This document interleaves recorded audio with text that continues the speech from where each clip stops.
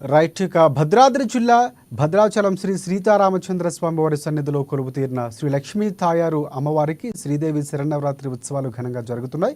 5వ రోజు అమ్మవారు ధాన్యలక్ష్మి అవతారంలో ఇక భక్తులకు దర్శనమిచ్చారు. అష్టలక్ష్మి అలంకరణలు, సామూహిక కుంకుమార్చనలతో అమ్మవారికి పూజా కార్యక్రమాలు నిర్వహించారు. ధాన్యలక్ష్మి అలంకారం పూర్తి చేసుకుని ఇక బాలకాండ పారాయణం చేశారు.